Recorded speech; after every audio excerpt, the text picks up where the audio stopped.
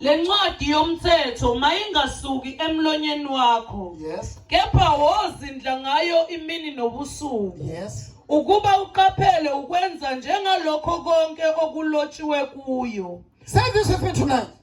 Isho lokho kanye nami namhlanje. Gonna meditate Ngizozindla upon God's word. ngezwi likaNkulunkulu. Day and night. Ubusuku nemini. Day and night. Ubusuku nemini. I'm gonna meditate. Ngizozindla. Now the more you meditate on God's word, Kathi kumzindla ngezwi likaNkulunkulu. you are drawing God to yourself. Uyamdonsa uNkulunkulu. You are drawing His power to yourself. Donsa amandla awo donsa. Just meditate upon His word. Usakuzindla For ngezwi. His word is powerful. Ngoba izwi lakhe linamandla. His word is sharp. Izwi lakhe lakhalisa. His word is like a hammer. Izwi lakhe His word is a consuming fire. Izwi lakhe lomlilo So when you oqozayo. meditate on God's word, Uma usazindla you are ngalo. meditating on power. Uzindla And ngamandla. then His word Izwi lakhe can never ngeke goes out liphume and fail. lihluleke. Never bring results. Lingalethe God umphumela. said to Joshua, uNkulunkulu uthi kuJoshua, listen to me. ngilalela. I've just spoken to Jeremiah. Ngikhulumile And I'm noJeremiah. also telling you now, Na ngiyakutshela nawe. don't fear. Ngesabi. Don't fear. Ngesabi. I want to use you. Ngifuna ukukusebenzisa. I want to use you. Ngifuna ukukusebenzisa. Hallelujah. Amen. Shout Jesus. Jesus.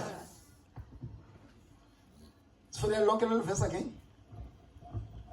Lencwadi yomthetho mayingasuki emlonyeni wakho. Yes. Kepha wozindla ngayo imini nobusuku. Ukuze Ukuba uqaphele ukwenza njengakho konke okulotshwe kuyo. yes. Ngokuba lapho uyakuhlahlamelisa indlela yakho. By so doing, Ngokwenza njalo as you meditate usazindla on God's word, ngezwi likaNkulunkulu. here's the secret. Nayi imfihlo. Jesus uJesu is the word. uyizwi. In other words, Ngamanye amazwi when you meditate uma uzindla upon His word, ngezwi lakhe Jesus is in you. uJesu kuwe Because it's the word ngoba uyizwi of God. likaNkulunkulu.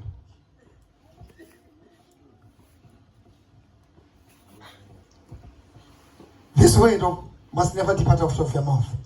Leli izwi malingasuka emlonyeni wakho. Through this word, Alamazwi you're going to make your way uzokwenza indlela to be prosperous. ukuthi uphumelele In the name of Jesus. egameni likaJesu. Not by education, Hayi ngemfundo yakho, not by your parents, hayi ngabazali bakho, not by your whatever, hayi nanoma ngabe yini, but by these words, kodwa ngalamazwi you're going to make your way uzoyenza to indlela be yakho prosperous. ukuthi iphumelele. Let us stand up. Asisukumele.